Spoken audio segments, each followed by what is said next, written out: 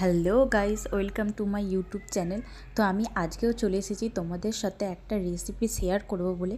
আমি এটাকে কিভাবে বানিয়েছি চলো আজকে আমি তোমাদের সাথে শেয়ার করব।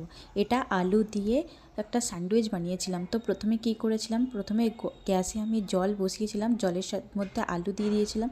আলু দেওয়ার পরে আমি আলুটাকে ভালো করে সেদ্ধ করে নেব। সেদ্ধ করা হয়ে গেলে আমি আলুটাকে একটা জায়গায় নামিয়ে নেব।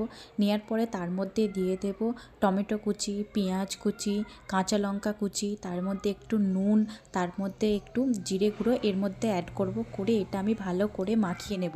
মাখিয়ে নেওয়া হয়ে গেলে আমি দুটো ব্রেড নেব। নেওয়ার পরে আগে থেকে যে আমি চাটনিটা বানিয়ে রেখেছিলাম সেটা ব্রেডের এক পাশে দেব এবং অন্য পাশে যে আলু সেদ্ধটা আমি মেখে রেখেছিলাম সেটা আর একদিকে ভালো করে চেপে চেপে লাগিয়ে দেব। দিয়ে এবার দুটো ব্রেড আমি ভালো করে জুড়ে নেব।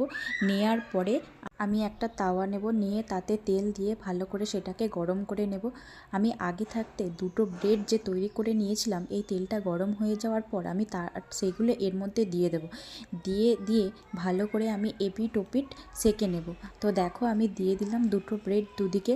দেওয়ার পরে আমি এটাকে একটু উল্টে নেব। নিয়ে দেখো একদিকটা হয়ে গেছে, তো দুটো আমি উল্টে দিলাম। দেওয়ার পরে আমি দেখবো এটা হয়ে যাবে, তখন আমি এটা নামিয়ে নেব। তো আমার এই ব্রেড স্যান্ডউইচ কেমন হয়েছে তোমরা অবশ্যই জানাবে কিন্তু। তো কেমন লাগলো আমার ভিডিওটা তোমরা জানিও। টাটা, বাই বাই, দেখা হবে নেক্সট ভিডিওতে।